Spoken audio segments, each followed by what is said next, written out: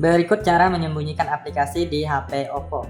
Langsung saja teman-teman, kita masuk ke tutorialnya. Langkah yang pertama, silahkan kalian masuk ke pengaturan. Lalu di sini kalian silahkan pilih di bagian keamanan dan privasi. Selanjutnya gulir ke bawah, pilih di bagian yang namanya sembunyikan aplikasi. Nah, lalu di sini teman-teman silahkan aktifkan aplikasi yang ingin kalian sembunyikan. Nah, kita cek dulu ya di layar aplikasinya. Nah, ini saya nggak menggunakan laci aplikasi, semuanya terpusat di layar depan. Nah, saya contohkan ingin menyembunyikan YouTube ya. Nah, ini YouTube-nya ada di sini. Nah, jadi kita masuk lagi ke bagian yang tadi. Nah, saya keluar, masuk ke pengaturan, kemudian pilih keamanan dan privasi, kemudian teman-teman silahkan pilih sembunyikan aplikasi. Lalu kalian gulir ke bawah, atau jika kalian ingin lebih cepat, kalian bisa tuliskan di pencarian ini, tulis nama aplikasi yang ingin kalian sembunyikan. Nah, ini dia, YouTube udah muncul ya. Lalu kita aktifkan. Nah, di sini ada pemberitahuan atur dahulu kata sandi privasi. Nah, jadi apabila kita baru pertama kali, kita harus membuat sandi privasinya ya. Nah, jadi di sini kita klik setelan. Kemudian teman-teman silahkan masukkan kata sandi privasi yang ingin kalian buat, atau kalian bisa ubah. Di sini klik gunakan tipe kata sandi berbeda.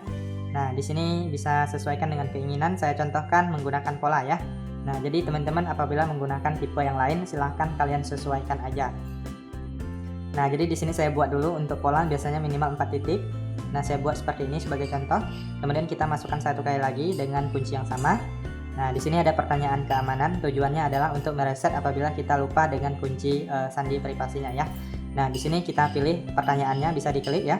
Nah, ini ada pertanyaan-pertanyaan, kemudian ada juga pertanyaan khusus. Untuk pertanyaan khusus ini adalah pertanyaan yang kita buat sendiri. Nah, jadi di sini sebagai contoh saya pilih yang ini aja. Kemudian kita jawab, lalu di sini klik atur email pemulihan. Nah, jadi di sini teman-teman bisa memasukkan email kalian yang aktif.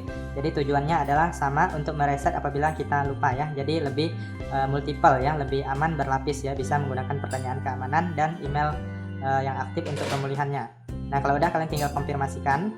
Nah, kemudian selanjutnya kita klik checklist. Nah, di sini kita harus membuat kode akses ya. Masukkan kode akses Anda di dialpad untuk mengakses aplikasi tersembunyi. Klik pengaturan.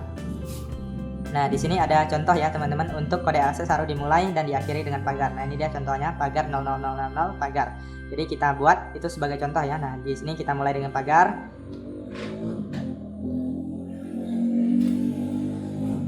Kemudian kita masukkan kode aksesnya, saya buat seperti ini. Kemudian kita tutup dengan pagar. Lalu kita checklist ya. Nah, sekarang sudah jadi ya kode aksesnya, sudah siap. Nah, jadi lalu kita klik selesai. Kemudian kita coba keluar dan lihat aplikasinya. Nah, sudah tidak ada alias tersembunyi ya.